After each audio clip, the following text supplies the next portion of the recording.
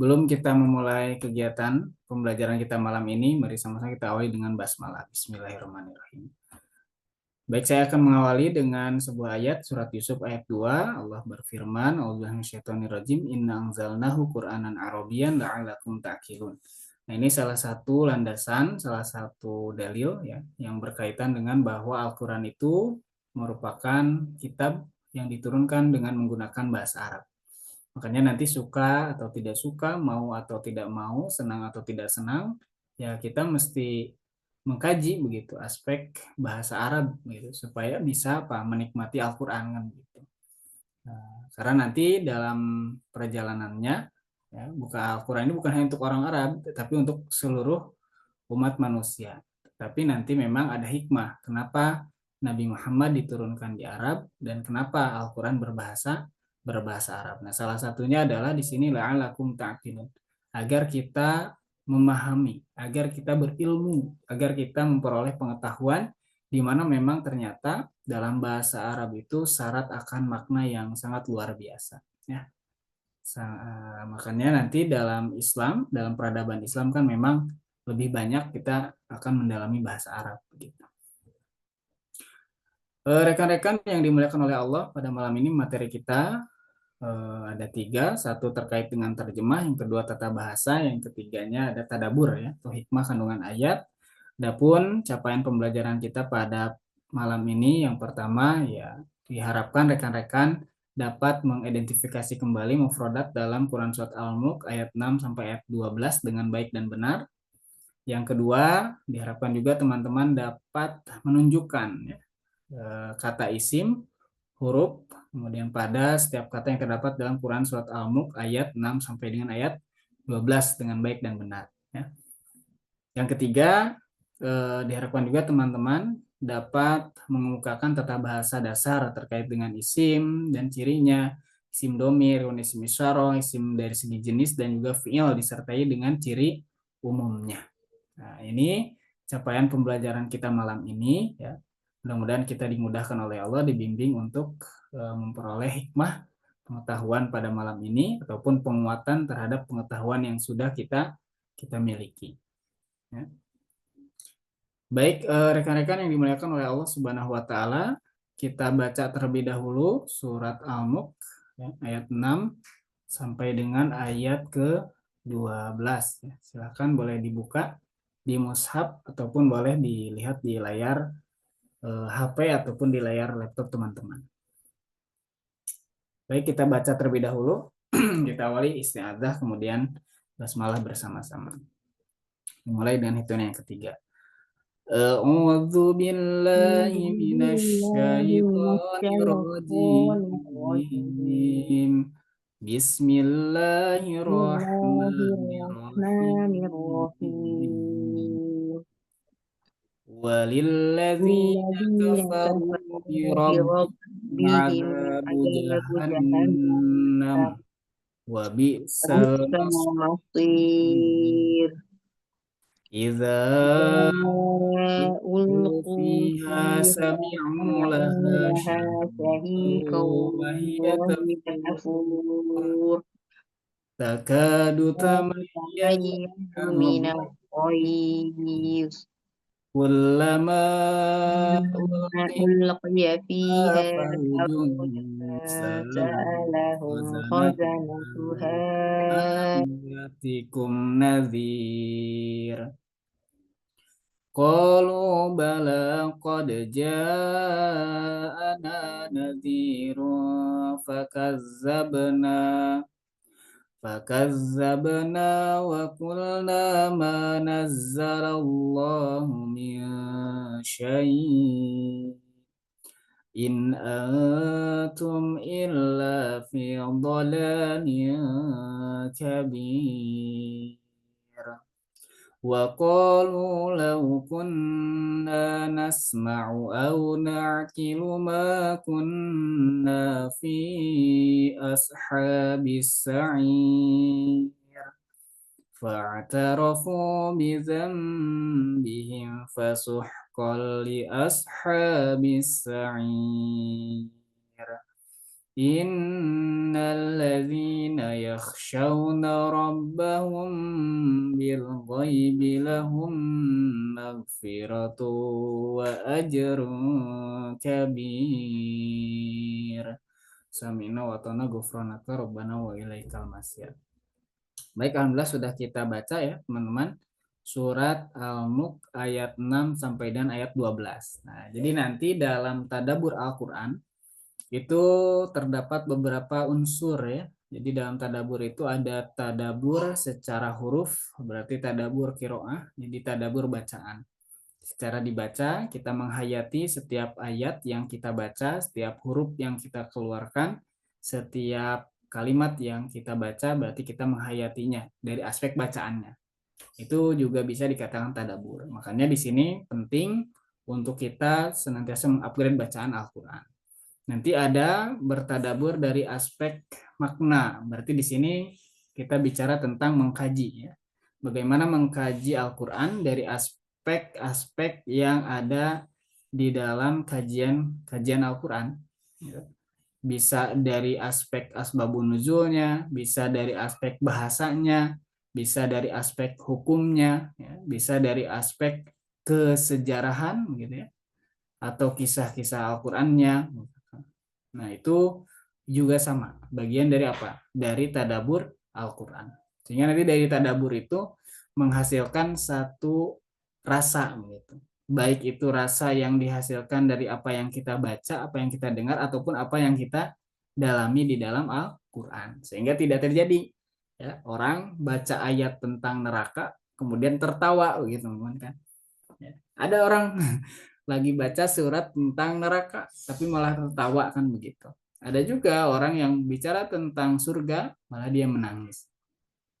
Atau ada orang yang baca Al-Quran tapi biasa-biasa saja, banyak begitu. Nah, makanya disitulah pentingnya kita untuk senantiasa mengupgrade ya, interaksi, mengupgrade hubungan antara kita dengan Al-Quran. Ya, makanya di sini pentingnya kita untuk terus menggali ya, pemahaman, menggali ilmu terkait dengan Al-Quran. Makanya pantas ketika kata Nabi, thalabul ilmi faridotun ala kulli muslim, bahwa menuntut ilmu itu adalah wajib bagi siapa? Bagi setiap muslim. Kenapa?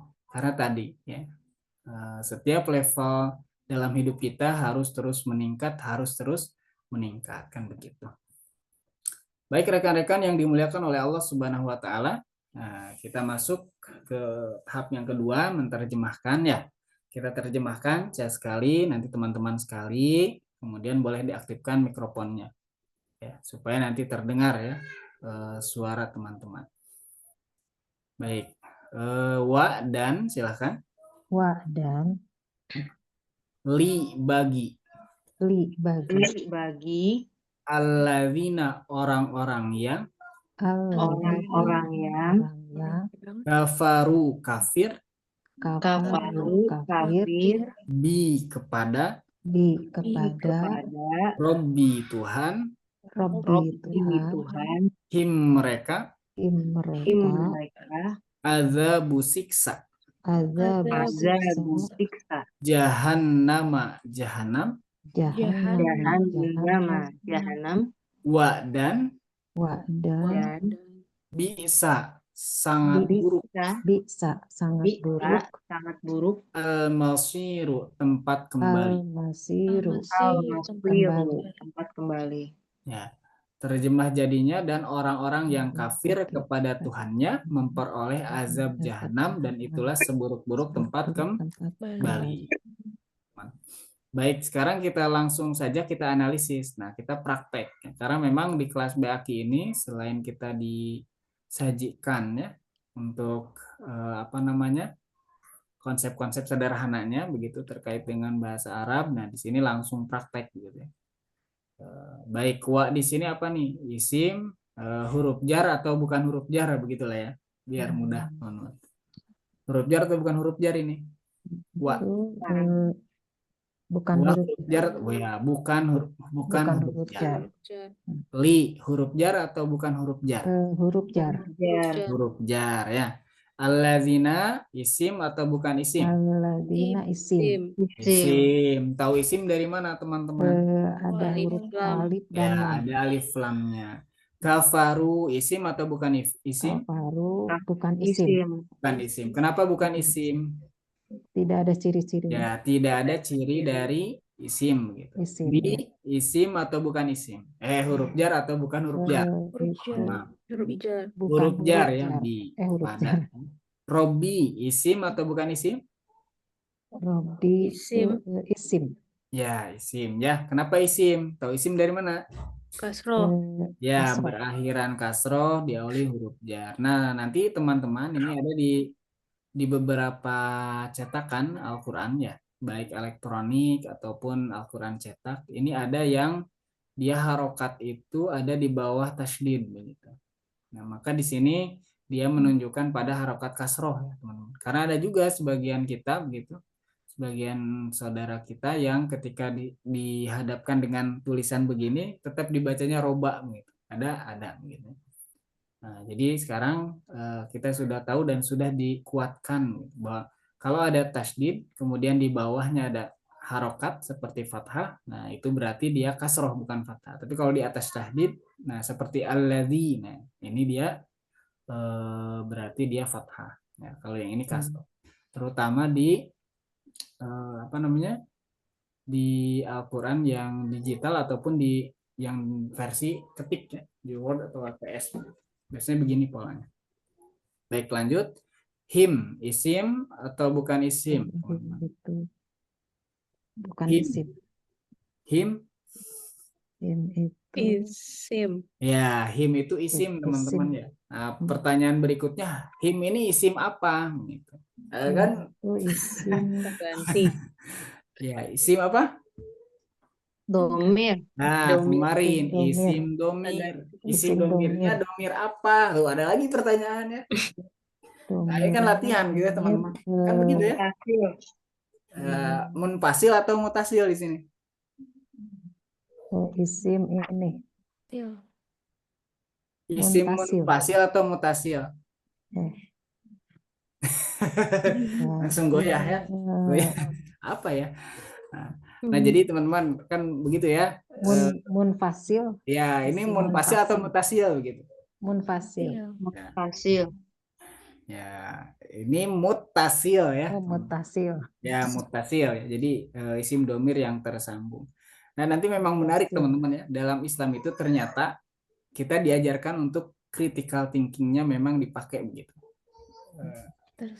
Tetapi memang mohon maaf ya, ini saya sedikit saja menguatkan teman-teman. Karena memang kita dulu begitu dijajah terlalu lama begitu. Dan dulu punya konsep begini. Ada hukum di masyarakat kita bahwa tidak boleh menerjemahkan Al-Qur'an gitu.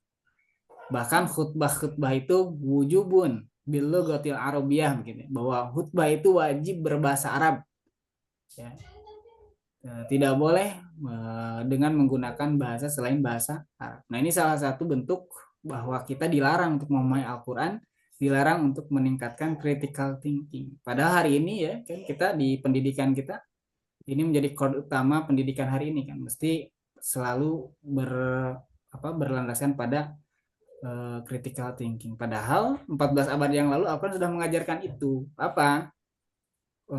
Inna sam'a wal basara wal fuada kullu ulaika kana anhu mas'ula kan gitu ya. Jadi setiap bahwasannya pendengaran, penglihatan, hati nurani ya, semuanya itu akan dimintai pertanggungjawaban. Bahkan sebelum ayat itu ada ya, atau sebelum ayat itu disampaikan itu Allah menyampaikan apa?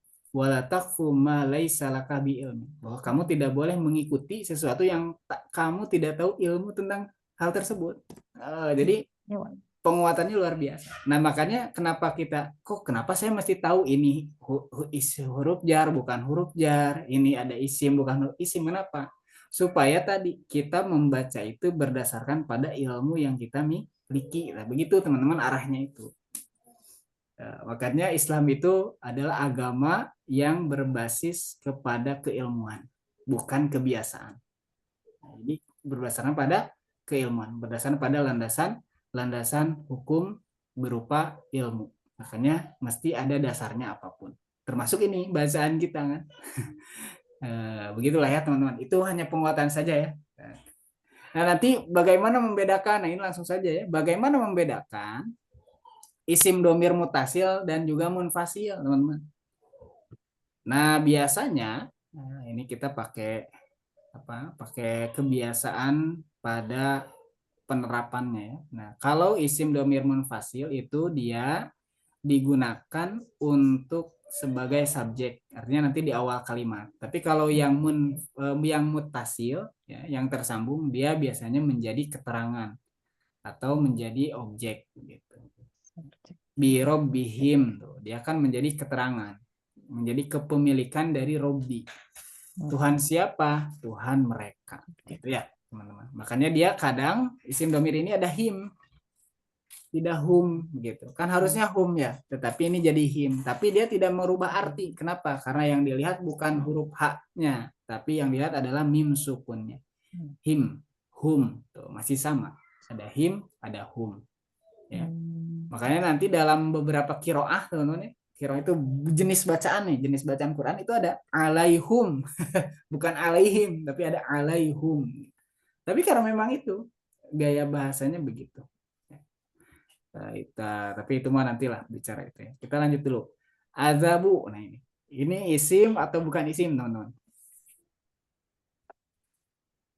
Azabu. Biasanya bingung kalau lihat ini. Kenapa? Ini mana cirinya gitu. Pasti begitu. Ini bukan Azabu. isim. Isim atau bukan isim nih? Bukan isim. Isim atau bukan isim? Bukan isim. Bukan isim. Ya, bingung ya? Ya. Ini isim ya, teman-teman. Azabu isim. Tetapi nah kan pertanyaan lagi itu. Selalu ada pertanyaan, teman-teman. Walaupun memang Nabi melarang ya banyak bertanya. Nah, yang dilarang itu banyak bertanya bukan untuk mengamalkan. Jadi kalau kita bertanya untuk kita amalkan, gitu, untuk kita tahu kemudian kita amalkan, itu boleh, teman. Banyak bertanya, bahkan harus. Ya, jadi nggak boleh diam aja gitu, diam baik gitu. Kalau kata Syekh itu apa? Sakata daiman katanya. Anta sakata daiman katanya. Terus we diam. Nah, itu tidak boleh, dalam Islam itu mesti bertanya, gitu. Tanyakan.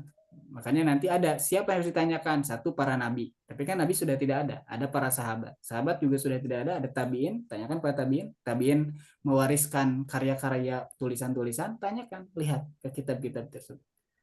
Kemudian ada tabiut tabiin. Ada para ulama hari ini. Maka bertanya. Nah ini ya, adabu kan. Oh ini isim, kok isim ya? Nah, nanti ternyata ada jawabannya, teman-teman. Kenapa dia disebut isim? Nah, hal sederhana saja itu luar biasa gitu ya. Baik, lanjut teman-teman. Jahannama ini isim atau bukan isim? Tuh. Nah, itu bukan isim. Ya, kenapa bukan isim? Tidak ada Tidak ada ciri-cirinya. cirinya. Nah, itu ya, teman. Tidak ada ciri-cirinya. cirinya. Nah, padahal dia isim, teman-teman. Oh, isim. Isim ya. Ini isim. Jahannama itu isim. Nanti rujukannya apa? Dasarnya apa? Satu saja dasarnya. Isim itu adalah seluruh nama benda, bisa tempat, bisa nama orang, ya. Jadi yang merujuk kepada tempat, nama orang, sifat, baik yang konkret ataupun yang abstrak, itu semua termasuk ke dalam kategori isim. Makanya jahanam di sini apa? Isim. Karena merujuk pada apa? Pada sebuah tempat. Wa-nya huruf atau bukan huruf jar? Huruf jar atau bukan huruf jar? Bukan huruf jar. Bukan huruf jar. Bisa nih di sini bisa. Isim bukan atau bukan isim? Bukan isim. Ya, bukan isim ya. Al-masiru isim atau bukan isim? Isim. Isim. Tahu isim dari mana? Ada alif lam. Ada alif lam tuh. Enak ya kalau udah tahu mau oh ini isim. Kenapa? Karena ada alif lamnya. Nah, tinggal nanti latihan menerjemahkan kan begitu, teman. Nah, tahu isim itu supaya apa? Nanti ketika menerjemahkan, nah kita bisa menentukan ya. Ini itu kira-kira jadi subjek, jadi objek atau jadi predikat ya. Karena nanti kan ketika jadi subjek dia berbeda dengan predikat untuk dalam konsep menerjemahkannya. Ataupun nanti menentukan makna. Nah, karena kesananya kedepannya akan menentukan hukum gitu, teman. Jadi saling keterkaitan, saling berhubungan gitu. Baik, dilanjutkan ya teman-teman ke ayat berikutnya. Iza apabila, silakan. Iza apabila Waku mereka dilemparkan. Fulku mereka dilemparkan. dilemparkan. Fi di Fi di Di ha dalamnya. ha dalamnya. dalamnya. Sami'u mereka mendengar. Sami'u Sami'u mereka mereka mendengar. mendengar. La pada La La pada ha-nya ha-nya hanya syahikon jeritan. syahikon syahikon jeritan. Wa dan Wa dan wadan iya dia iya dia dia tafuru mendidih. tafuru tafuru mendidih. mendidih. Ya, terjemah jadinya apabila mereka dilemparkan ke dalamnya, mereka mendengar suara neraka yang mengerikan. Sedang neraka itu apa? Menggelegak. Menggelegak itu mendidih ya, teman-teman. Ya. Mendidih itu apa ya? Ya, kayak panas ya. Kalau kita masak air kan gitu. Mendidih, tafur, faro, yafuru. Ya. Baik. Ida di sini huruf jar atau bukan huruf jar, teman-teman? Itu huruf jar. Ida bukan huruf jar Oh, ya. bukan huruf Ya, jar. bukan huruf jar. Bukan Nanti huruf ada jar. identiknya huruf jar itu seperti apa? Kan minggu lalu Kak Teresa sudah disampaikan. Ya, ya. Ya, ulku ini di sini isim atau bukan isim, teman-teman? Eh, Ulku mereka bukan dilemparkan. isim. Bukan isim. Bukan isim, ya. bukan Bukan isim, betul. Fi isim atau huruf jar atau bukan huruf jar? jar. Ya, ini huruf jar, jelas ya. Jar. Kemarin huruf jar ada berapa, teman-teman? Masih ingat? Wah, kayaknya banyak. Iya. Ada 12. Ada Kemarin yang 14. dilakukan ada 8 ya. 8 Ustaz. 8. 8 ya, bikalila ila ala min fi'an. Nah, sampai situ dulu saja. Ya apa? Bikalila ila ala min fi'an.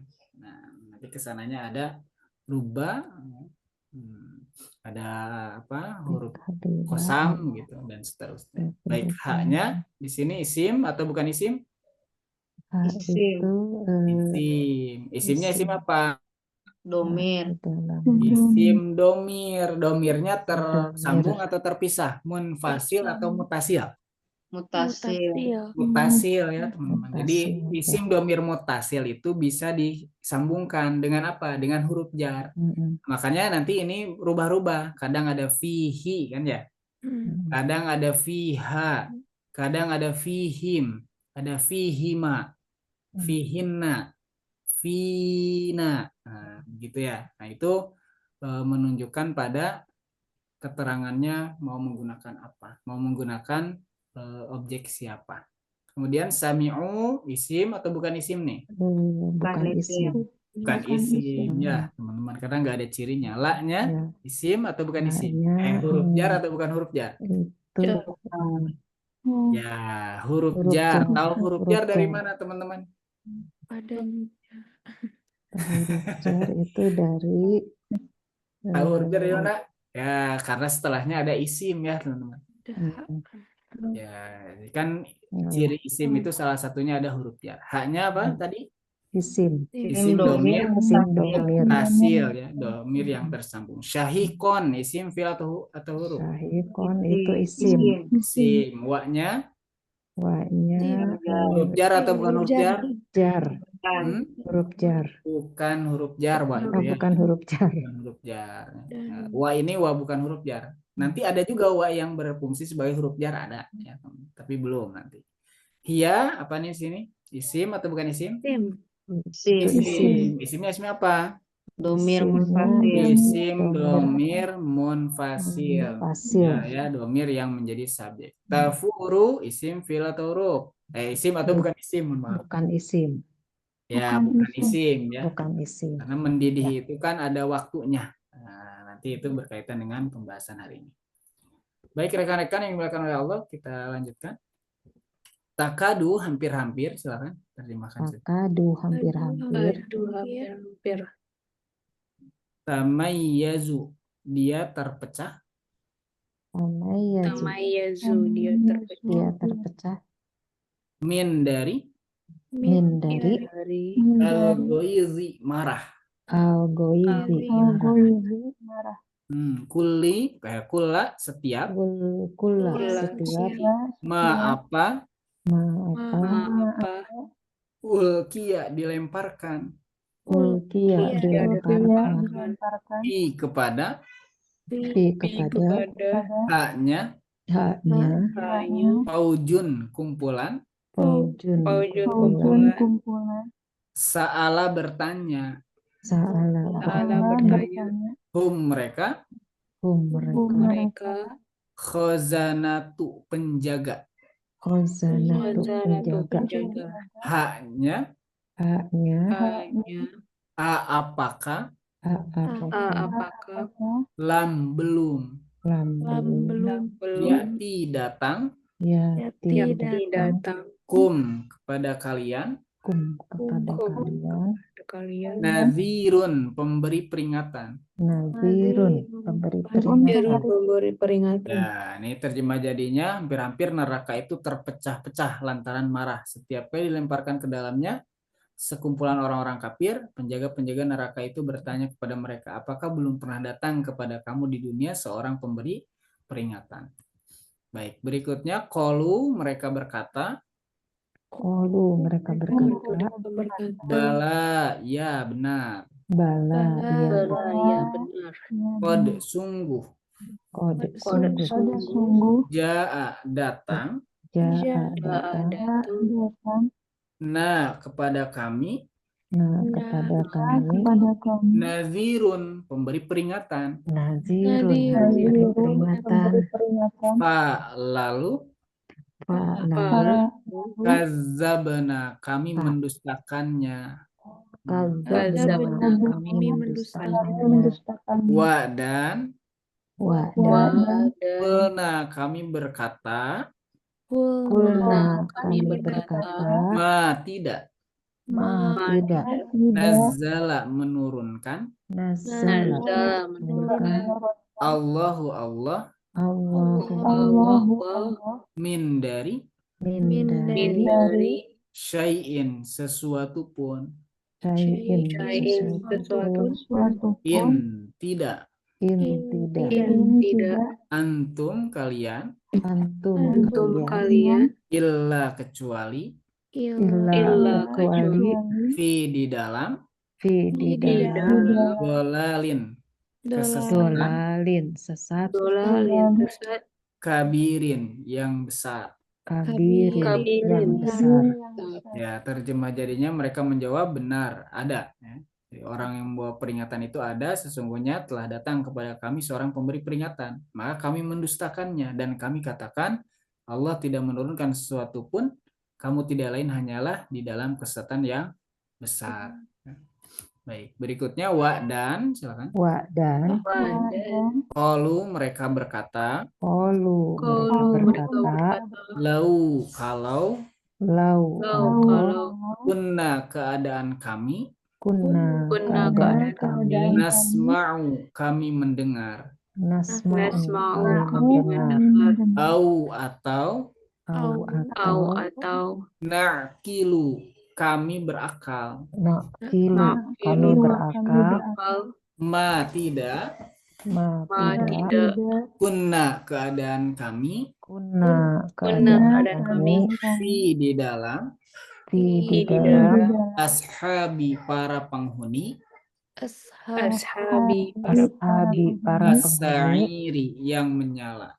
as-sa'iri yang menyala. Ya, terjemah jadinya dan mereka berkata, sekiranya kami mendengarkan atau memikirkan peringatan itu, niscaya tidaklah kami termasuk penghuni-penghuni neraka yang menyala-nyala.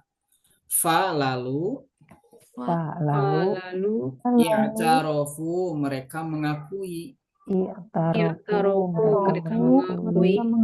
dengan zanbi dosa mereka lalu suhqan binasa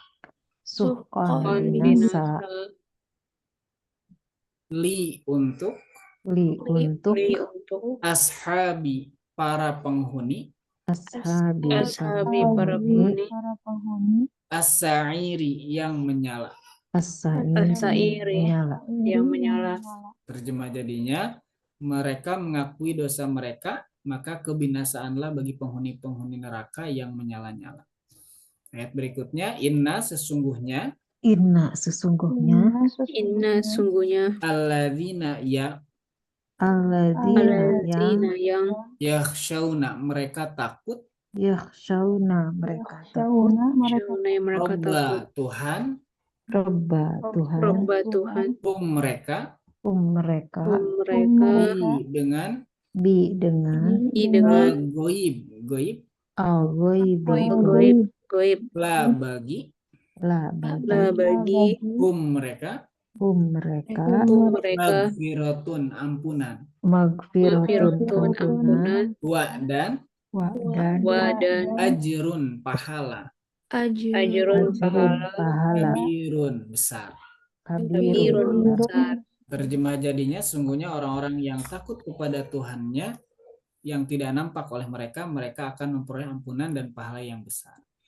Baik rekan-rekan yang dimuliakan oleh Allah Subhanahu wa taala, 2 ayat sudah kita analisis dan juga diterjemahkan dan sisanya sudah kita terjemahkan ya bersama-sama untuk surat Al-Mulk ini ya. Selanjutnya mari sama-sama kita tambah ya, penguatan dan juga tambah keilmuan kita terkait dengan bahasa Arab untuk sebagai alat analisis ya teman-teman. Jadi bahasa Arab itu bukan untuk bukan untuk menyimpulkan saja, tetapi dia menjadi salah satu alat analisis terhadap Al-Quran. Jadi salah satu bentuk analisis kita, salah satunya analisis kebahasaan gitu. Karena nanti mesti ditunjang juga dengan perangkat-perangkat yang lain. Ada asbabun nuzul, ada ulumul Quran, kemudian ada ilmu hadisnya. Gitu. Baik rekan-rekan yang dimuliakan oleh Allah Subhanahu wa taala, kita akan lanjutkan di materi kita. Sebelum kita melanjutkan, nah ini sebagai review saja ya bagi teman-teman yang minggu lalu tidak hadir ataupun bagi yang tidak hadir hari ini. Nah, di minggu lalu kita sudah berbicara tentang tadabbur pada ayat 1 sampai 6. Itu paling tidak dapat kita simpulkan itu ada 4 poin dari tadabbur kita. Yang pertama, Allah adalah sebaik-baik raja dan penguasa, jelas ya. Tabarakalladzi biyadihil mulku wa huwa ala kulli syai'in qadir. Nah, jadi Allah adalah sebaik-baik raja dan penguasa. Makanya dalam surat Al-Imran, Qulillahumma malikal mulki tu'til mulka man tasya wa tanzi'ul mulka mimman tasya wa tu'izzu man tasya wa tudhillu man tasya. Jadi Allah itu sangat mudah membulak-balikan kerajaan. Allah bisa mengangkat orang zalim, bisa. Allah mengangkat orang yang soleh juga bisa. Sangat mudah. Hanya tinggal nanti yang Allah minta dari seorang hamba itu adalah ikhtiar dan upayanya. Seperti halnya Nabi Daud melawan siapa? Jalut ya. Ada Raja Jalut kan dengan seorang komandan Tolut berhasil dikalahkan oleh siapa? Oleh Nabi Daud. Kemudian nanti ada kerajaan Sulaiman dan seterusnya. Jadi kenapa begitu? Ya, Allah putar balikan kekuasaan itu. Nah, ini ada dalam surat Al-Imran wa tilkal ayyamu nudawiluha bainan nasi. Nah, jadi sengaja Allah pergulirkan ya. Raja-raja itu, penguasa itu ada yang soleh, ada yang tidak soleh, gitu. Ada yang soleh, ada yang zolim. Kenapa? Untuk sebetulnya menguji. Ya, itu ujian bagi siapa? Bagi orang tersebut atau penguasa tersebut ataupun bagi rakyatnya. Jadi semuanya ujian. Sehingga kemudian di ayat kedua Allah menciptakan kematian dan kehidupan sebagai apa? Ujian. Ya, ujian dalam hal apa? Ya, supaya manusia bisa mempersembahkan amal terbaik. Ya, amal terbaik kepada Allah Subhanahu wa taala atau yang disebut dengan ahsanu amala. Makanya nanti kriteria amal terbaik itu kan minimal 2. Ini minimalnya 2. Apa minimal 2 itu? 1, ikhlasun niat, niatnya ikhlas. Yang kedua, ittiba'us sunnah, yaitu mengikuti sunnah, mengikuti contoh yang telah diajarkan oleh siapa? Oleh Nabi Muhammad SAW. Kemudian yang ketiga, Allah menciptakan ciptaannya untuk menunjukkan kesempurnaannya. Jelas ya, bahwa Allah telah menyempurnakan segala sesuatu. Bahkan kata Allah apa? Wa fi anfusikum afala tubsirun. Ya, dalam diri-diri kalian pun ya, sekiranya kita mau melihat begitu, mau menganalisis tentang kemahabesarannya Allah, itu pasti bisa. Nah, itu pasti bisa. Karena kata Allah, fi anfusikum afala tubsirun. Apakah kalian tidak memperhatikan dalam diri kalian sendiri pun terdapat kekuasaan Allah? Lalu yang keempat, Allah menciptakan bintang untuk dijadikan sebagai hiasan langit, pelempar setan, dan penunjuk arah. Nah, minimal di pembahasan pertama, di 5 ayat pertama kita punya ya, 4 catatan ini, teman-teman.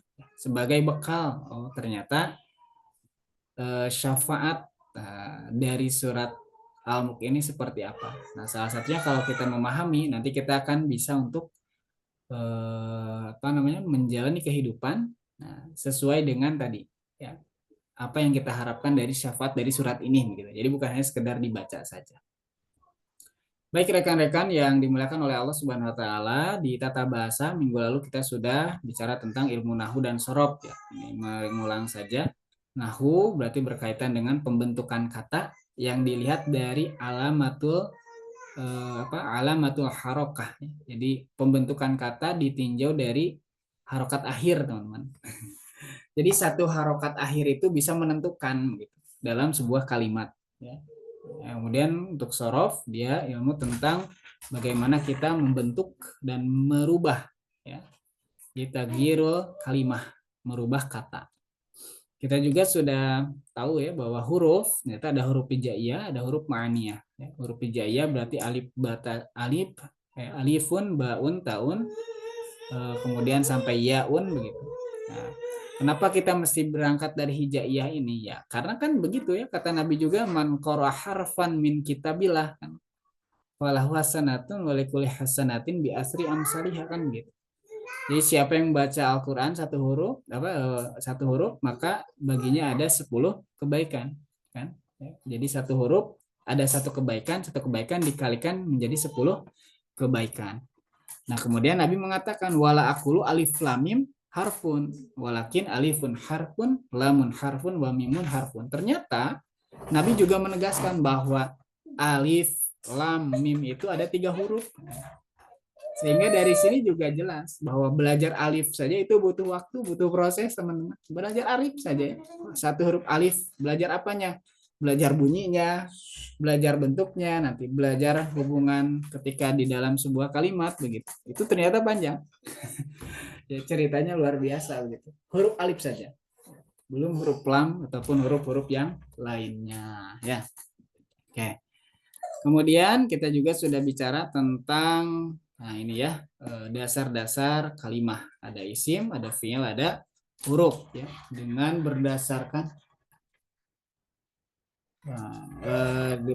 pada alamatnya, berdasarkan pada cirinya ya. Kalau isim cirinya itu berakhiran tanwin, berawalan alif lam, kemudian berakhiran kasroh dan juga diawali dengan huruf jar. Lalu kemudian kita juga sudah bicara tentang huruf jar ya, teman-teman. Nah, ini peta konsepnya. Kemudian kemarin isim domir ya, teman-teman. Nah, ini isim domir yang berfungsi sebagai subjek. Wa humahum, ya humahuna, anta antum antum, anti antuma antuna. Baik, saya mau bertanya dulu, apakah sudah hafal ini, teman-teman? Wa humahum sampai ananahno. Insya Allah hafal ya. Atau ada yang belum hafal? Boleh mengacungkan tangan. Kalau tidak ada yang mengacungkan tangan, berarti sudah hafal semuanya ya, insya Allah ya, teman-teman. Sudah hafal ya, insya Allah ya, semuanya sudah hafal. Insya Allah. Ya, sudah hafal. Nah, nanti kalau sudah hafal ada pertanyaan berikutnya. Sudah paham terjemahnya begitu. Dan juga penerapan nanti ketika kita mau menggunakan dalam sebuah kalimat. Nah, itu dua pertanyaan berikutnya. Oke, huwa humahum, ya humahuna, anta antum antum, anti antuma antuna. Lalu kemudian isim domir juga ada isim domir mutasil. Ada huhumahum, hahumahuna, ada kakumakum, kikumakuna, ya sukun dan na. Nah paling tidak teman-teman sekarang sudah bisa ya, punya modal tuh untuk bicara dengan menggunakan bahasa Arab ataupun menganalisis dari aspek ini isim domir saja. Contoh kan bisa teman-teman, isim domir yang ada dalam surat misalkan Al-Baqarah. Nah cari tuh isim domirnya ada berapa puluh, kan bisa begitu. Kalau dari aspek analisis penelitian ya teman-teman. Kalau saya ke mahasiswa begitu, coba cari isim domir dari surat apa, ada berapa dihitung. Kemudian nanti dilihat mana yang dipetakan begitu.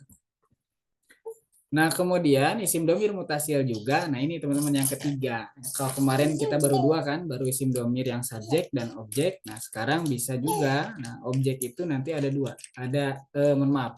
Kemarin itu ada isim domir munfasil mutasil ya. Yang pertama subjek, yang kedua di mutasil itu kepemilikan ya. Kemarin kita terjemahan, kita maknai dengan kepemilikan. Nah, ada juga isim domir mutasil yang sebagai objek.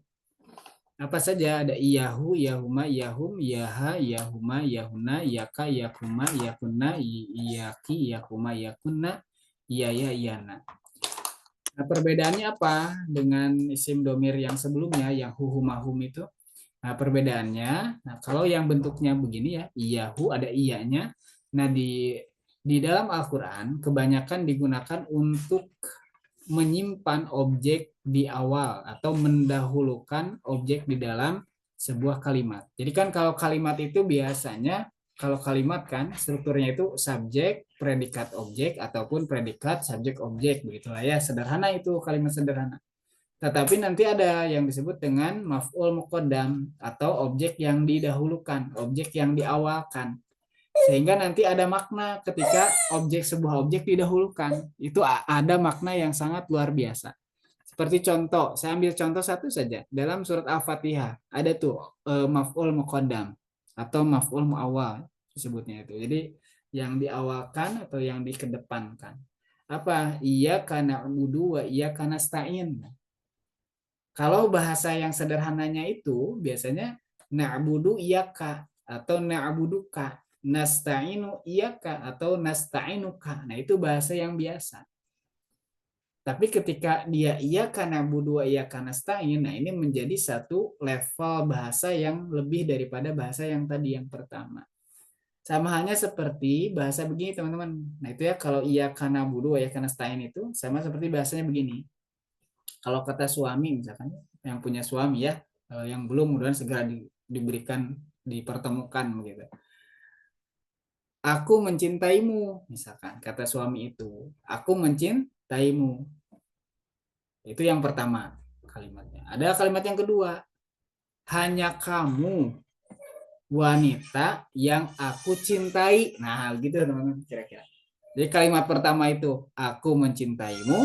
Kalimat yang kedua hanya kamu wanita yang aku cintai.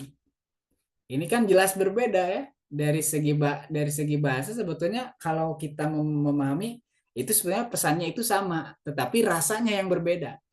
Apa maksudnya? Kalau aku mencintaimu, boleh jadi aku mencintaimu, mencintai juga dia, mencintai juga dia, mencintai juga dia kan begitu.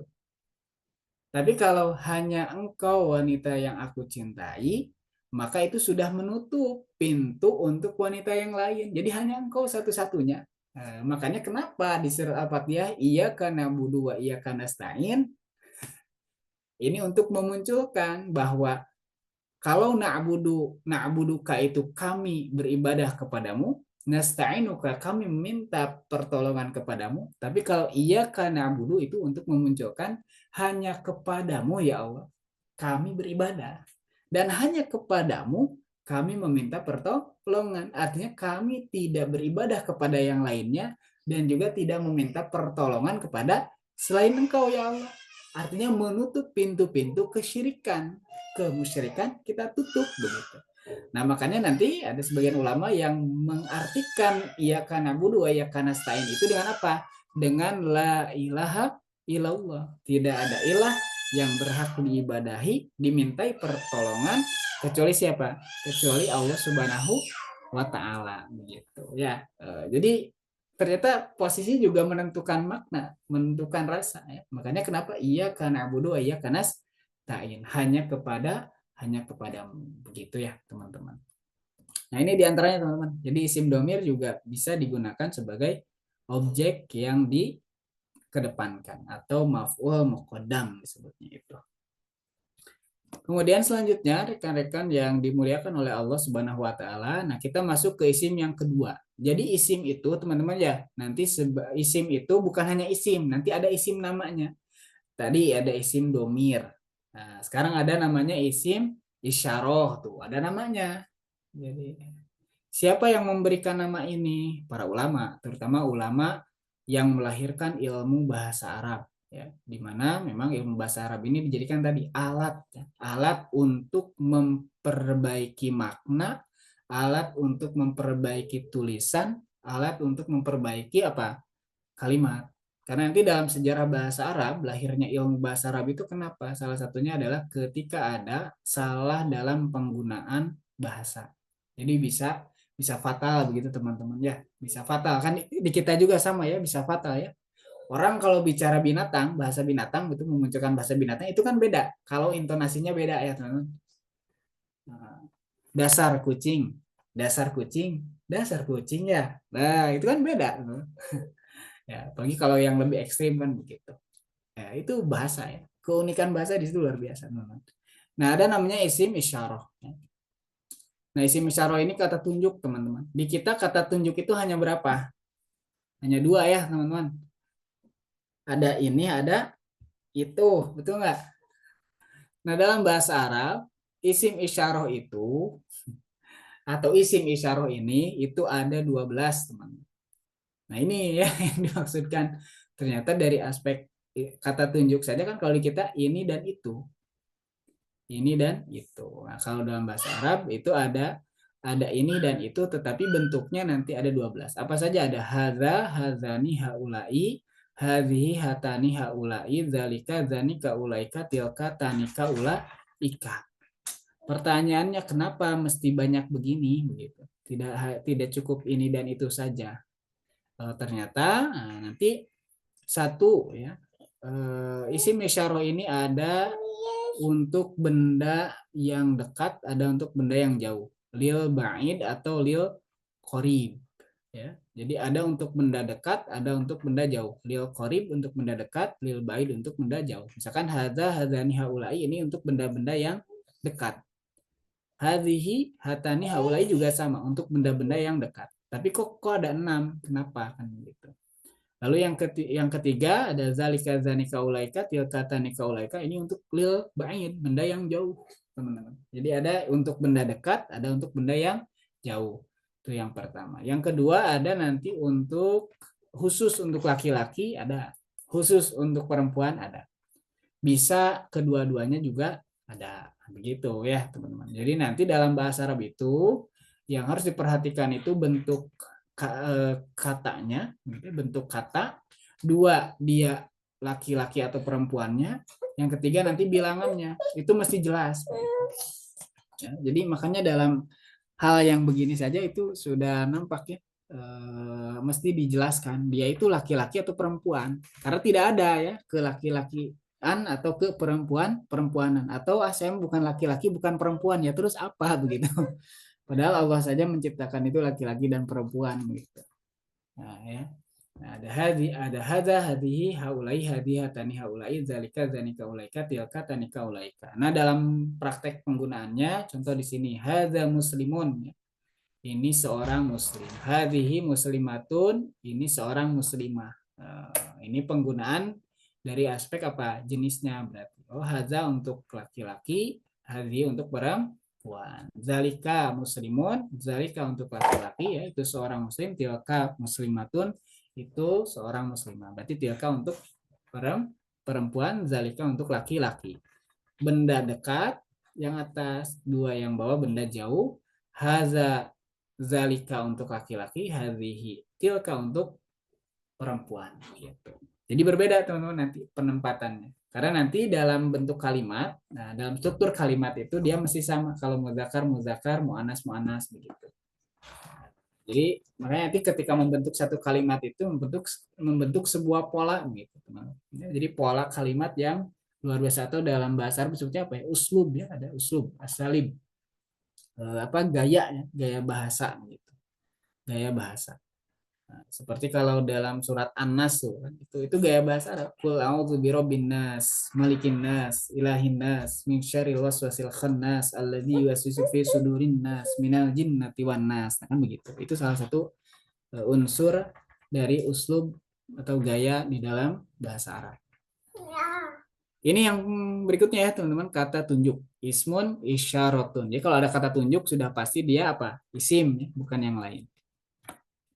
Nah, kemudian berikutnya ada tinjauan isim ya dari segi apa? Dari segi jenisnya. Nah, tadi sudah disampaikan bahwa dari segi jenis itu ada dua. Apa saja? Ada muzakkar, ada muannas. Apa itu isim muzakkar? Apa itu isim muannas? Isim muzakkar, nah minimal dua pemahamannya. Satu, isim muzakkar itu adalah isim yang menunjukkan laki-laki. Jadi mesti jelas menunjukkan kepada laki-laki. Jadi kalau ada khinsun ya, khinsun itu bahasa sekarang ya. Khinsun itu apa? Ya itu yang bukan laki-laki, bukan perempuan. Atau bukan perempuan, bukan laki-laki, sebutnya khinsun. Itu bahasa kekinian. Menunjukkan laki-laki. Jadi muzakkar itu menunjukkan laki-laki. Jadi mesti jelas menunjukkan laki-laki. Yang kedua, tidak terdapat ciri perempuan atau tidak terdapat tak marbutoh. Nah, ya, jadi ciri perempuan ada tak marbutohnya.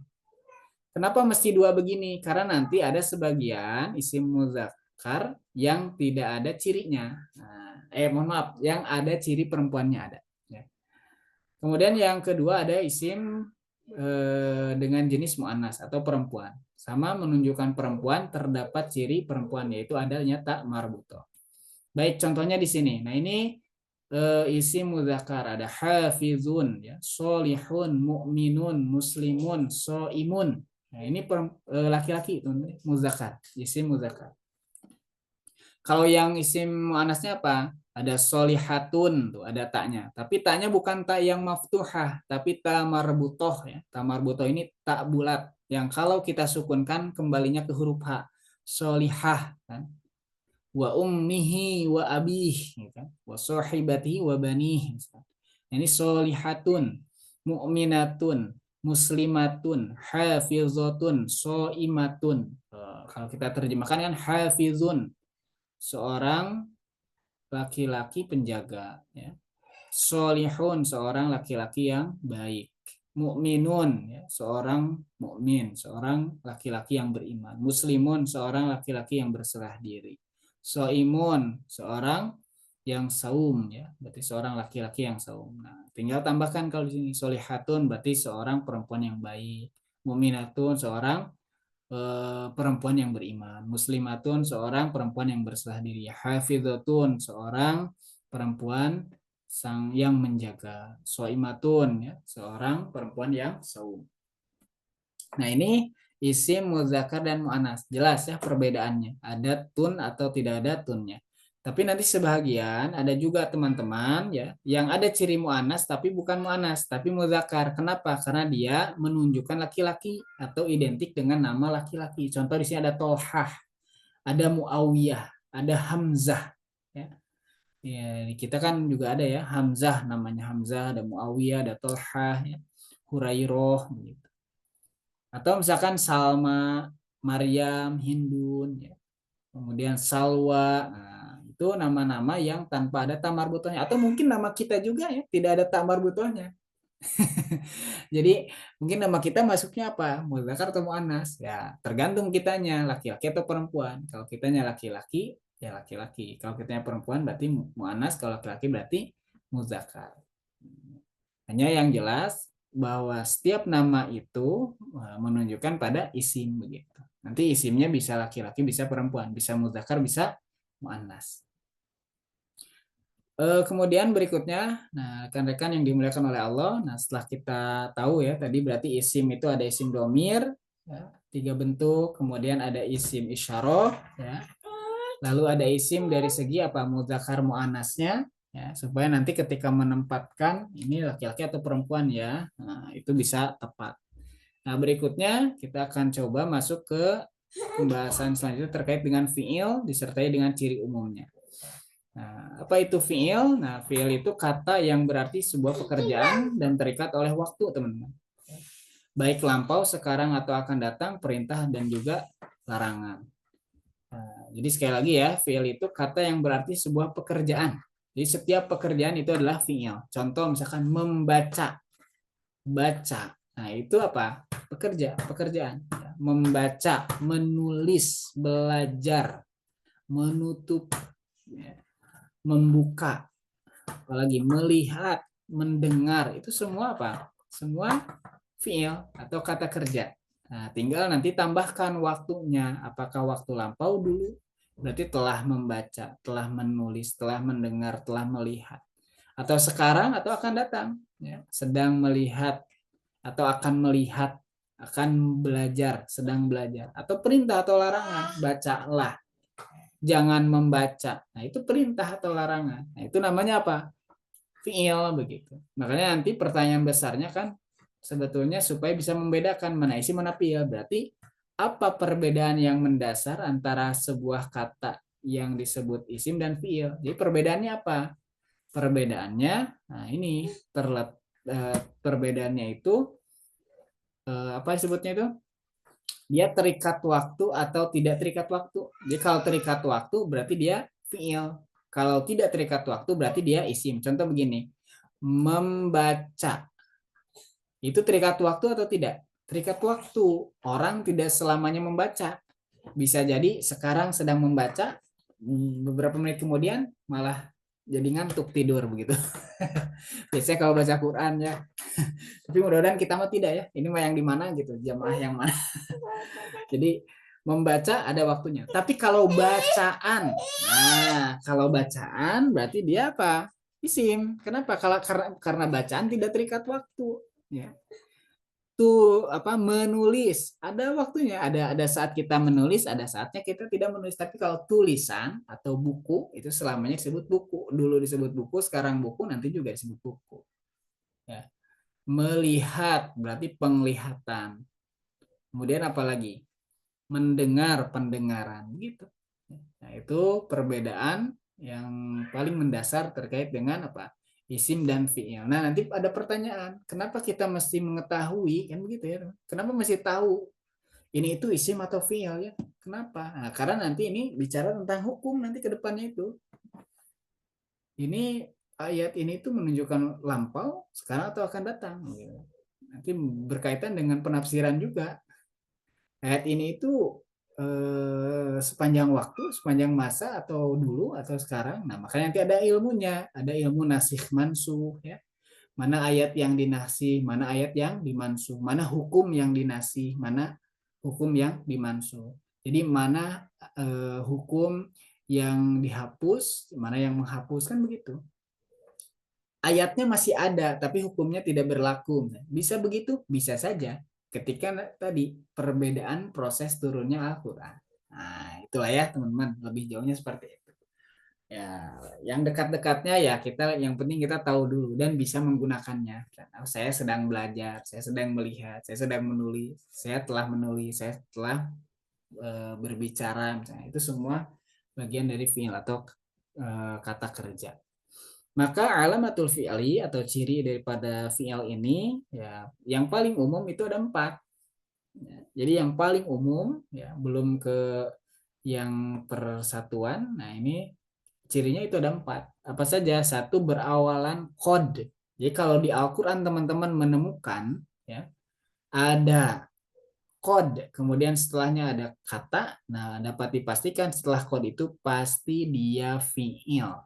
Contoh, walaqad zayyana as-samaa'a ad-dunya bimasabih. Nah, itu ada walaqad, ada kodnya. Maka dapat dipastikan zayyana itu adalah fi'il gitu. Karena ada kodnya. Atau qad aflahal mu'minun. Qad aflaha man tazakka. Wa qad khaba man dassaha gitu.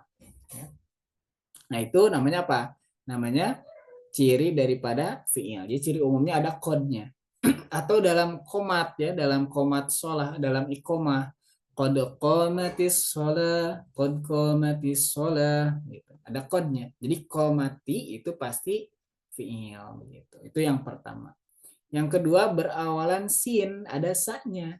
Saya alamun, saya zahabun, saya ftahu misalkan. Ya, ada sa-nya, ada sin-nya. Atau yang ketiga ada saufa. Saufa ta'alamun, surat apa ya? At-Takasur ya. Kalla saufa ta'lamuna summa kalla saufa ta'lamun. Ada saufanya. Itu juga apa? Dia namanya ciri daripada fi'il ya secara umum. Nah, yang keempat berakhiran tak tanis sakinah atau tak tanis itu tak maftuhah, tak yang terbuka. Kan kalau ini nih alamatu ini tak marbuto. Nah, kalau tak yang terbuka dia berarti apa? Tak tanis sakinah. Dia ciri daripada bahwa kata tersebut adalah fi'il. Nah, untuk lebih jelasnya kita lihat contohnya. Nah, contoh di sini. Laqad zayyana. Nah, zayyana ini dapat dipastikan apa? Fi'il. Qad aflaha. Aflaha juga dapat dipastikan dia fi'il. Ya, kemudian saya'lamun, saufa ta'lamun, ada qalat, ada fatahat, nanti ada zahabat. Nah, kalau qalat di sini lebih banyak di dalam hadis ya. Qalat Aisyatu. Qalat Aisyatu kan gitu. Kemudian qalat Ummu Salamah misalkan. Jadi telah berkata, qalat, zahabat, fatahat, qaraat, katabat. Nah, itu ada tak maftuhanya, tak tanis sakinnya dapat dipastikan dia apa? Fi'il. Nah, ini ciri daripada apa? Fi'il, teman-teman. Isim, fi'il. Oh, sudah masuk ya. Kita ke yang ketiga. Baik. Nah, yang ketiga, nah ada huruf, teman-teman. Kalau kemarin kita hanya huruf jar ya. Huruf jar itu salah satu fungsi struktur kalimatnya itu untuk mengkasrohkan. Nah, walaupun nanti bahasanya bukan mengkasrohkan ada ya istilahnya. Jadi sederhananya untuk mengkasrohkan isim. Nah, sekarang berikutnya ada namanya huruf atof, teman-teman. Kita tambah ya materinya sedikit supaya nanti bertambah juga pemahaman terkait dengan ayat-ayat yang dibaca oleh teman-teman baik dalam surat Al-Mulk ataupun dalam surat yang lainnya. Baik, berikutnya ada huruf atof. Apa huruf atof? Huruf yang berfungsi untuk menghubungkan atau menyambungkan ya, sehingga menjadi sama atau menyamakan antara satu kata dengan kata yang lain atau satu kalimat dengan kalimat yang lain. Jadi untuk apa? Berfungsi untuk menyamakan. Jadi menyamakan kedudukan, menyamakan nilai, atau ya kalau bahasa kita itu menyeimbangkan lah, jadi seimbang gitu. Contoh misalkan apa? Misalkan illalladzina amanu wa amilus solihat, misalkan orang yang beriman dan beramal soleh. Artinya tidak disebut orang beriman kalau tidak beramal soleh. Tidak disebut orang yang beramal soleh kalau tidak didasari keimanan. Begitulah teman-teman. Jadi menyamakan antara keduanya. Jadi tidak cukup dengan beriman, mesti amal soleh. Tidak cukup dengan beramal soleh, mesti dasarnya iman. Dan iman, penguat keimanan itu salah satunya adalah ilmu. Atau misalnya dalam surat yang lain apa ya? Misalkan hudalil muttaqin alladzina yu'minuna bil ghaib wa yuqimunas shalah wa mimma razaqnahum yunfiqun. Nah, itu menyeratakan. Jadi orang yang bertakwa itu bukan hanya orang yang beriman kepada yang gaib, tapi dia juga harus melaksanakan sholat, harus berinfak, kesananya harus beriman kepada kitab Al-Qur'an dan kitab-kitab sebelum Al-Qur'an gitu. Dan beriman kepada hari akhir, meyakini. Ini untuk menyamakan, menyeimbangkan. Jadi nanti seimbang dalam satu ayat itu ada berapa kalimat yang disamakan. Ya, baik dari aspek nilai ataupun dari aspek hukum biasanya teman-teman. Nah, maka atop terbagi kepada dua. Ya, ada atop bayan, ya tidak memiliki huruf khusus, dan ada juga atop nasah, salah satu di antara 10 huruf atop. Nah, apa saja? Nah, ini satu huruf atop itu, nah kita ambil 5 dulu saja teman-teman ya. Walaupun nanti ada berapa lagi. Kita ambil 5 huruf atop beserta fungsinya. Nah, ini supaya nanti teman-teman juga tahu, oh ternyata ini itu bukan pemanis. Dan kenapa ya misalnya huruf wa ini banyak banget, wa begitu. Itu bukan sekedar pemanis, teman-teman, tapi dia ada fungsinya ternyata. Apa contoh huruf wawu, huruf wa? Apa huruf wa itu? Mutlaqul jam'i. Nah, huruf wa punya fungsi untuk mengumpulkan dan juga menyamakan tadi ya, mengumpulkan dan menyamakan. Apa tadi? Lau kunna nasma'u au na'qilu ma kunna fi ashabis sa'ir. Wa qalu apa? Wa qalu bala qad ja'ana nadhirun fakadzabna. Nah, nanti itu ada makna di situ. Kalau kita lihat di huruf atopnya ya. Nah, yang kedua ada huruf atop berupa fa. Ya, selain wa ada fa. Nah, fa ini punya fungsi. Fungsinya apa? Litartibil ittisoli, yaitu berurutan tanpa disertai waktu. Jadi tanpa disertai jeda waktu. Contoh begini teman-teman. telah datang, misalkan Muhammad dan Ahmad.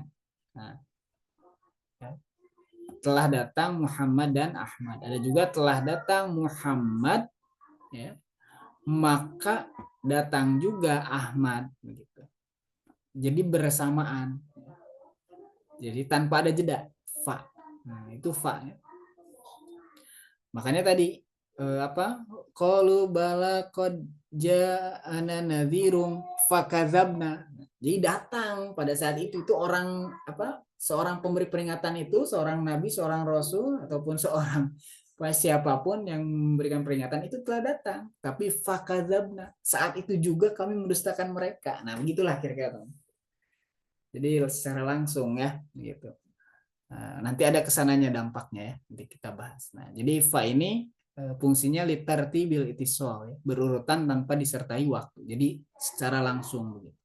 Kemudian ada summa juga. Nah, kalau summa ini litartibil infisol, yaitu berurutan disertai dengan jeda waktu. Jadi kalau misalkan telah datang Muhammad, kemudian datang Ahmad, nah itu berarti summa di situ ada jeda. Nah, kalau ini kalau mau diumpamakan itu ada dalam hadis ya teman-teman. Ketika seorang sahabat minta nasihat kepada Nabi, ya, sebuah kata, sebuah kalimat dalam Islam, maka Nabi memberikan satu wejangan. Apa kata Nabi? Akul amantu billah. Katakanlah aku beriman kepada Allah, tsumastaqim. Kemudian istiqomahlah.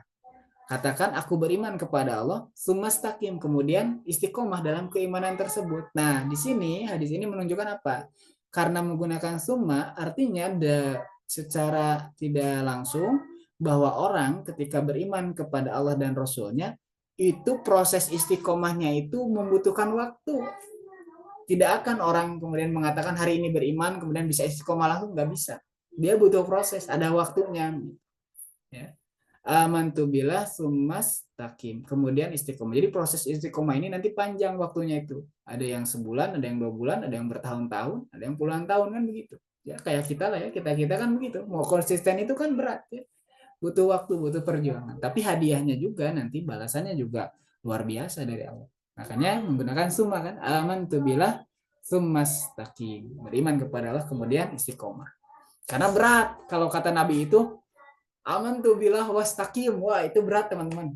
Berat sekali begitu. Karena kapan kita mau belajarnya, kapan kita mau mengaplikasikan ilmu yang kita pelajarinya pasti berat. Makanya Nabi memahami di situ. Jadi luar biasa. Nabi itu psikolog terbaik gitu. Kemudian yang ketiga ada au atau litakhir, untuk memilih. Untuk memilih. Makanya pilihan kan tadi misalkan apa? Wa qalu law kunna nasma'u au naqilu. Nah, kalau sekiranya kami mendengarkan atau naqilu kami mempelajari sehingga kami mempunyai akal tentang peringatan tersebut kan begitu. Kunna fi ashabi sa'ir kan begitu. Nah, itu ada au, ada pilihan begitu. Jadi dalam Islam itu kan sederhana sebenarnya teman-teman, nggak ribet dalam Islam itu. Apa satu mau mendengar dulu, kuncinya di mendengar dulu. Makanya nasma'u dulu, dengarkan dulu saja. Karena nanti dalam mendengar juga respon manusia itu minimal ada 2. Apa? Sami'na wa ata'na, ada juga nanti sami'na wa asoina. Bahkan yang ketiga ada sami'na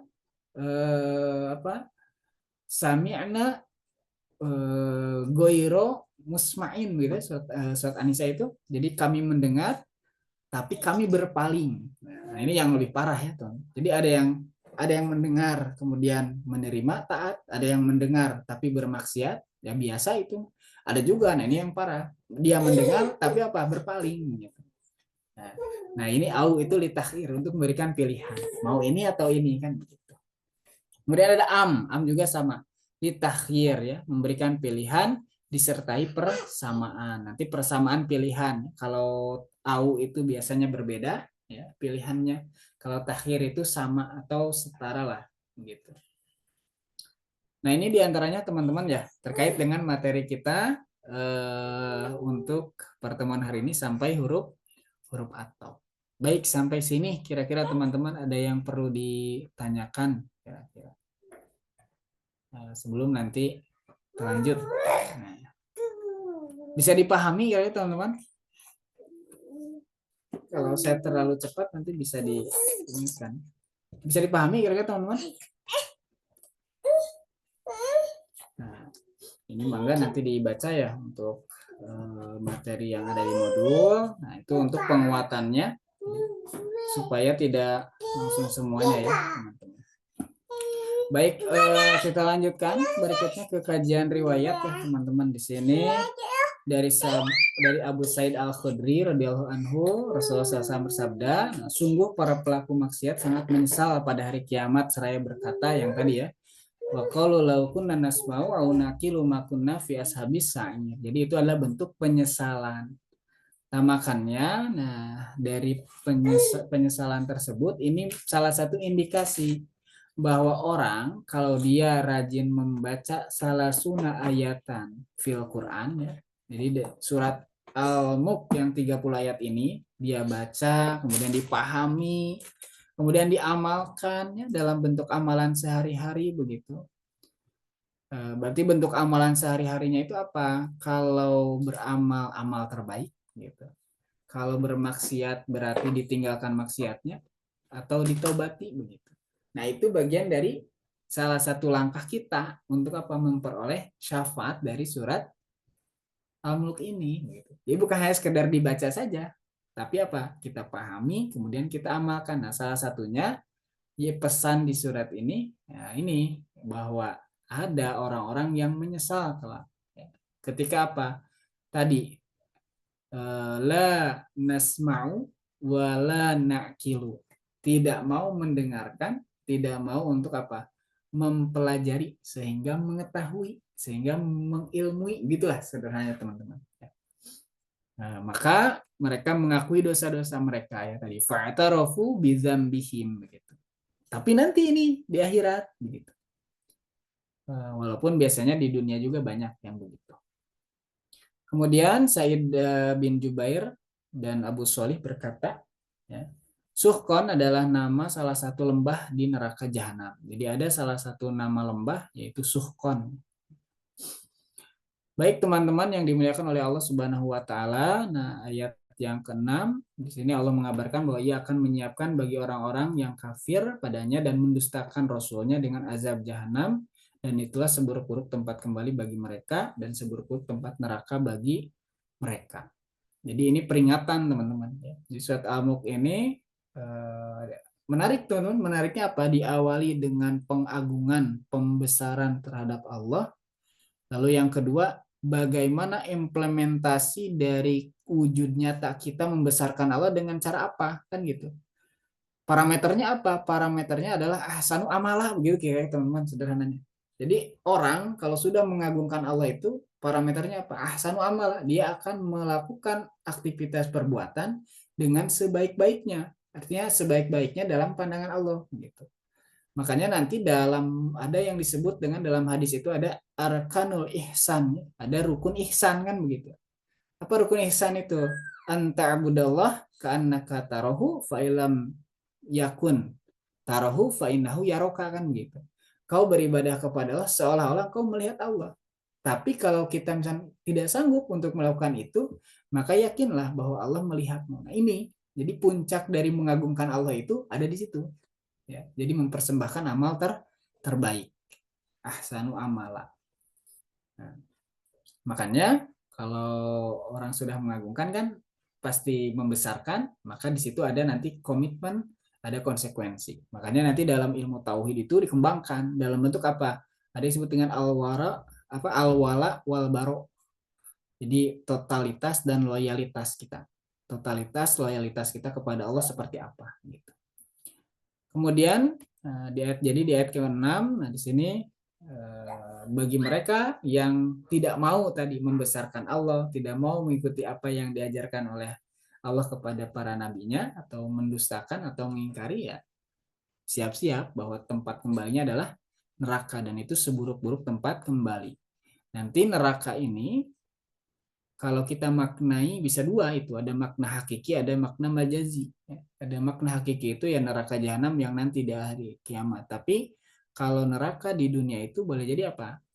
Ya siksaan yang Allah berikan kepada orang-orang di dunia Salah satu contohnya apa? Misalkan kalau kita ya sebagai mukmin, sebagai muslim itu, mohon maaf, misalkan kita belum menikmati ibadah kita. Nah, kita mesti banyak beristighfar. Karena boleh jadi di situ Allah sedang menguji kita dan kita sedang apa? Ya bisa dikatakan lah Allah ingin supaya kita ingat bahwa ketika kita tidak bisa menikmati ibadah kita, nah ini ada pertanyaan, ada apa dengan diri kita kan begitu. Kemudian di ayat yang ketujuh, ketika orang kafir dilemparkan ke dalam neraka, nah, kemudian menimbulkan suara yang sangat buruk dan mengerikan. Ya. Dan ketika para penghuni mendengar suara itu, azab dan ketakutan mereka semakin bertambah dan neraka jahanam ketika itu sangat bergejolak. Jadi ngeri lah ya teman-teman kalau kita bicara tentang ayat-ayat yang membahas tentang neraka begitu. Di dunia saja kalau kita misalkan kena panas minyak saja yang sedikit, misalkan kita lagi masak telur, masak tahu, masak ikan apa begitu, itu kan panas begitu. Apalagi nanti ya, nauzubillah min dzalik, mudah-mudahan kita dijauhkan, dihindarkannya oleh Allah. Dan itu bentuk kasih sayang Allah kepada kita. Nanti kita lihat. Kemudian di ayat ke-8, neraka itu hampir terpecah-pecah karena sangat marah kepada mereka. Ya. Setiap kali kumpul orang kafir dilemparkan ke dalamnya, para malaikat penjaga yang merupakan pelayan-pelayan malaikat Malik bertanya. Nah, kan di dalam surat At-Tahrim ya, surat At-Tahrim itu satu surat sebelum surat surat At-Tahrim itu satu surat sebelum surat Al-Mulk. Di surat At-Tahrim ada ayat apa? Ya ayyuhalladzina amanu qu anfusakum wa ahlikum naro 'alaiha malaikatun giladun syidad begitu. Jadi nah ini yang disebut dengan hubungan munasabah ya, antara surat sebelum dan surat setelah. Di surat At-Tahrim itu salah satunya dia bicara tentang kewajiban kita ya, untuk menjaga diri, untuk menjaga keluarga dari api neraka. Di mana nanti digambarkan di neraka itu ada malaikat-malaikat yang kasar, lagi bengis, ya, menakutkan, menyeramkan, giladun syidad. Tapi luar biasanya walaupun mereka kasar ya, kemudian menakutkan gitu, tegas, la ya'sunallaha ma amaruhum, tapi mereka tidak pernah bermaksiat kepada Allah. Wa ya'maluna ma yu'marun, dan mereka mengamalkan, mengerjakan apa yang diperintahkan kepada mereka. Itu malaikat, karena malaikat memang diciptakan untuk selalu taat gitu. Nah, berbeda dengan manusia, ada unsur taatnya, ada unsur maksiatnya. Makanya disitulah manusia diuji. Ya. Nah, di sini pelayan-pelayan malaikat berkata, ya, jadi bukankah Rasul sudah mendatangi kalian untuk mengingatkan kalian tentang azab Allah? Nah, nanti ini juga dibahas teman-teman ya, tentang malaikat ini. Di mana di surat Az-Zumar ya ada wasiqal ladzina kafaru ila jahannam zumaro. Ada juga wasiqal ladzina taqaw rabbahum ila jannati zumaro. Wah itu indah teman. Jadi Allah memperbandingkan antara dua golongan. Karena memang nanti dalam risalah para nabi itu senantiasa menyampaikan risalah itu kepada tiga golongan. Satu orang mukmin, dua orang kafir, yang ketiga orang munafik. Nah, itu selalu tiga golongan tersebut ya. Nah, kemudian di ayat ini ya, alam ya'tikum nazir kata para malaikat itu kan. Nah, ini istifham. Ini berfungsi untuk mengolok-olok. Bukankah sudah datang kepadamu seorang pemberi peringatan gitu kan. Nah, itu untuk mengolok-olok oleh para malaikat. Nah, tapi itu bagi siapa mengolok-olok itu nanti? Bagi mereka yang masuk ke dalam neraka. Nah, bagi kita yang hari ini masih hidup, masih berpeluang, berkesempatan untuk beramal soleh apa? Di sini berfungsi untuk merenungkan dan mewujudkan dalam bentuk amal soleh, begitu teman-teman. Jadi kalau di Al-Quran ada pertanyaan-pertanyaan apakah, bukankah, gitu. Itu untuk apa? Supaya kita mikir dan kita kerja, begitulah kira-kira. Jadi berpikir, oh iya ya, baru kita laksanakan. Maka, nah kalau kata para malaikat kepada ahli neraka itu apa? Apakah kalian, bukankah sudah datang kepada kalian seorang rasul? Nah, maka kewajiban kita apa? Untuk mengamalkan ayat ini, ikuti apa yang dicontohkan oleh Nabi. Nah itu begitu teman-teman. Jadi adanya pertanyaan itu untuk memantik kita supaya kita bisa apa? Mengikuti apa yang dikatakan oleh Nabi supaya pertanyaan ini tidak terlontar kepada kita kelak di akhirat kan begitu. Kemudian di ayat yang ke-9 mereka menjawab benar ada, sungguh telah datang. Nah ini penyesalannya yang tadi. Bala qad ja'ana nadhirum fakadzabna. Kami langsung mendustakan mereka. Bahkan ada sebagian orang kafir itu yang menentang, berpaling kepada siapa? Kepada para nabi. Gitu. Dengan cara apa? Mendustakan. Nah, nanti kan ada ya, alladzina kafaru wa kadzabu. Ada orang yang kafir dan mendustakan. Artinya orang kafir yang melawan, membangkang. Ada juga orang yang kafaru saja, dia ingkar saja, tidak mau saja. Ada yang begitu ya. Makanya nanti dalam pembahasan tentang kafir itu kan ada beberapa tingkatan. Bahkan boleh jadi seorang yang beriman, seorang muslim sekalipun, itu boleh jadi dihinggapi unsur-unsur kekafiran, teman-teman. Minimal kufur nikmat misalnya. Nah, ini nanti dalam surat Ar-Rahman ya ada ya. Fabi ayyi ala'i rabbikuma tukadziban, begitu diulangkan beberapa kali.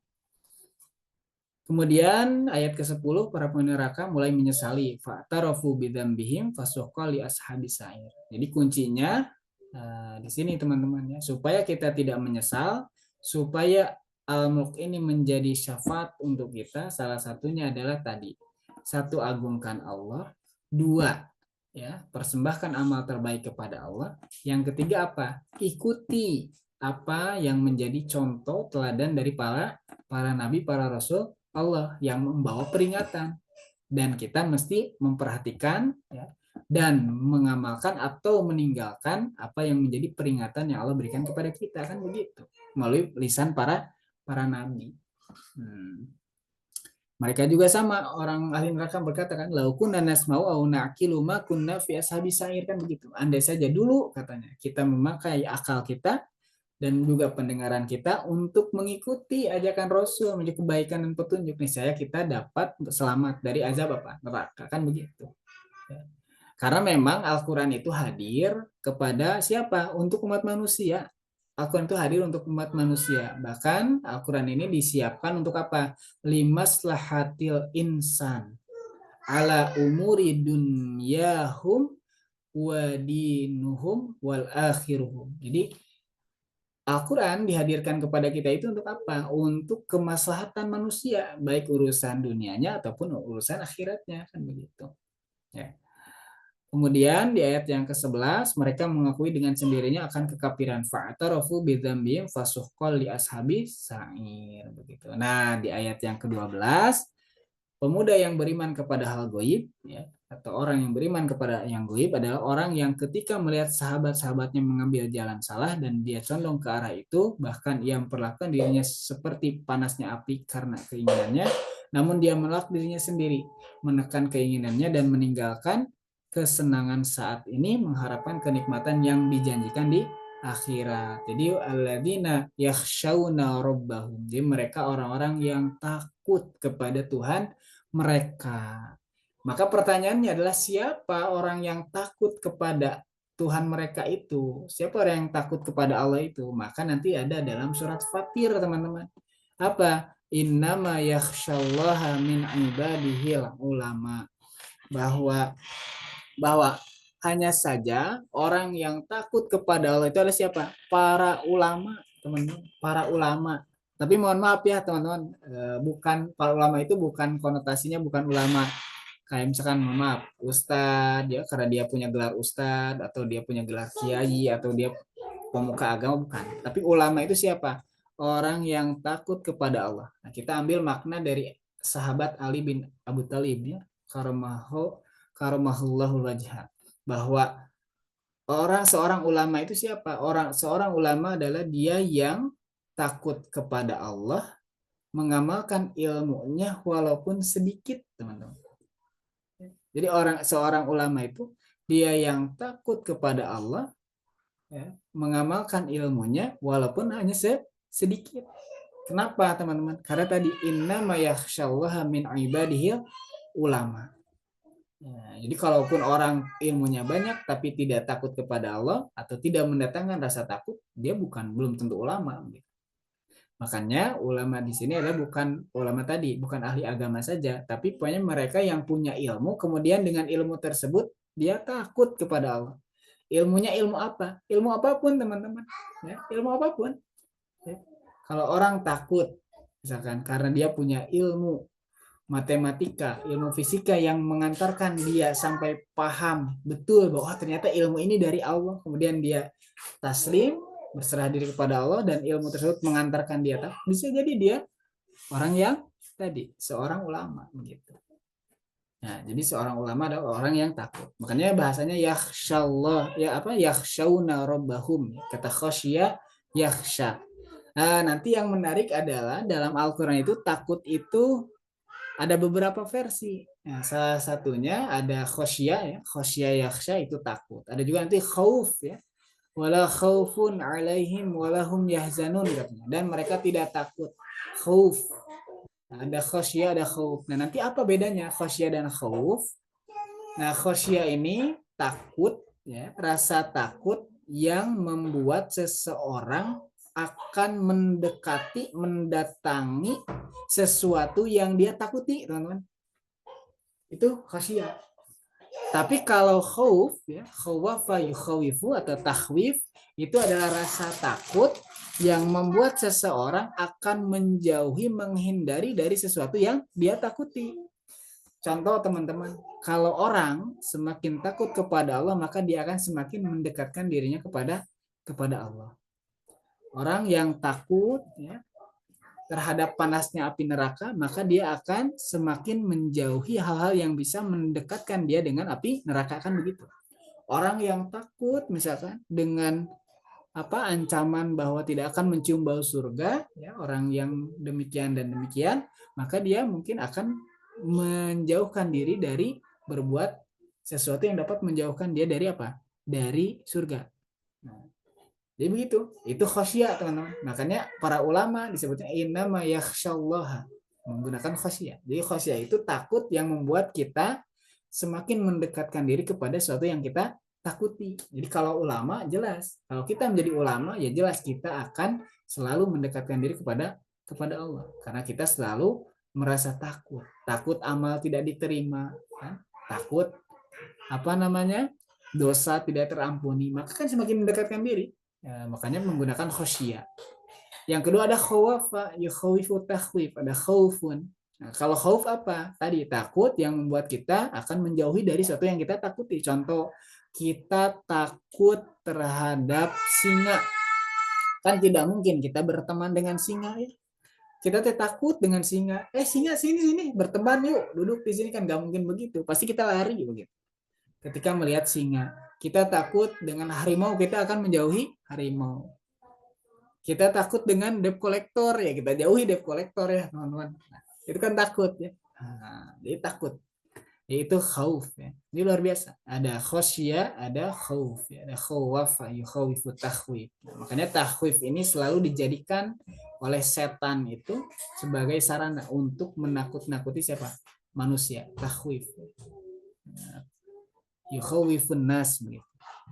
Nah, tapi kalau dengan Allah, nah, seorang ulama dia akan apa? Akan takut. Makanya Al-Quran mengajarkan kita untuk menjadi ulama, yaitu orang yang senantiasa mengamalkan ilmunya dan beramal atas dasar ilmu. Nah, inilah yang disebut dengan siratal ladzina an'amta alaihim. Orang-orang yang diberikan nikmat oleh Allah itu siapa? Mereka yang punya ilmu kemudian diamalkan, punya amal atas dasar ilmunya. Jadi amalu bil ilmi wal ilmu bil amali lah, begitu kira-kira. Mengamalkan ilmu dan beramal atas dasar ilmu. Jadi seimbang. Bukan al-maghdub, orang-orang dimurkai, atau bukan ad-dolin, orang-orang yang sesat. Begitu ya, teman-teman. Nah, itu diantaranya teman-teman tadabur surat Al-Mulk kita ya. Mudah-mudahan apa yang kita kaji pada malam ini menjadi ilmu yang bermanfaat untuk kita dan bisa kita amalkan dalam kehidupan sehari-hari, dan mudah-mudahan kita senantiasa dibimbing oleh Allah Subhanahu wa taala untuk menjadi orang-orang yang takut kepada Allah, orang-orang yang bisa mencari ilmu Allah, sehingga dengan ilmu tersebut kita bisa menjalani kehidupan atas dasar keridhaan Allah Subhanahu wa taala dan bimbingan dari Allah Subhanahu wa taala. Itu saja barangkali, terima kasih. Barakallahu fikum. Kita cukupkan, kita akhiri dengan hamdalah dan doa kifaratul majlis bersama-sama. Alhamdulillahirabbil alamin. Subhanaka Allahumma wa bihamdika asyhadu an la ilaha illa anta astaghfiruka wa atubu ilaik. Wa qul qouli hadza wa astaghfirullah li wa lakum. Wassalamualaikum warahmatullahi wabarakatuh. Waalaikumsalam warahmatullahi wabarakatuh. Jazakallah Jazakallah ya Ustaz. Ustaz. Amin. Wa iyyakum. Yo.